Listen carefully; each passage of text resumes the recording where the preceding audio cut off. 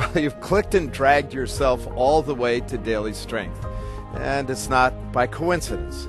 God has something for you here today, and I trust it will be a blessing. Our text is Philippians 3:8, where we read, "I consider everything a loss compared to the surpassing greatness of knowing Christ Jesus, my Lord." You probably heard the story about the pranksters who broke into a hardware store. Strangely enough, they didn't steal a thing.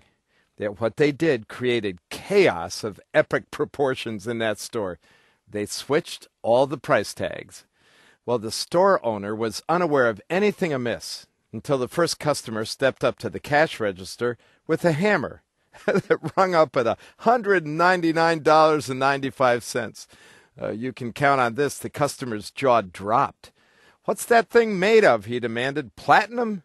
Well, on further inspection, employees noticed that a big screen TV in the appliance section was selling for $14.95. Well, the goods were all the same, resting on the same shelves as the night before, but the assigned values were hopelessly jumbled. I have to tell you, I can't help but think that Satan likes to pull the same stunt on us. Unaware of his stealth work, we go through life with mixed-up price tags on our accomplishments and accolades. We assign the wrong value to who we are and what we have, not to mention the lack of value we assign to God, who unequivocally deserves the highest value. Well, Paul had the price tags right. According to Philippians 3:7-8 in the Message, Paul says this, "The very credentials these people are waving around as something special, I'm tearing up and throwing out with the trash, along with everything else I used to take credit for." He continues, "And why? Because of Christ. Yes, all things I once thought were so important are gone from my life.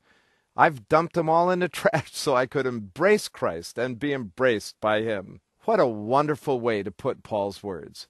There's Paul at the cash register, looking at all the price tags attached to his experiences, his achievements, and his treasures. He's got a red pen in his hand, and all those things that used to be so valuable and precious, so terribly important to Paul, have been slashed down to zero. In fact, he's loading them up in boxes, headed for the dumpster out back. You know, I find it interesting that this same Paul, who once assigned no value to Jesus at all, and in fact hated him, now can't even put a price tag on the privilege of experiencing him.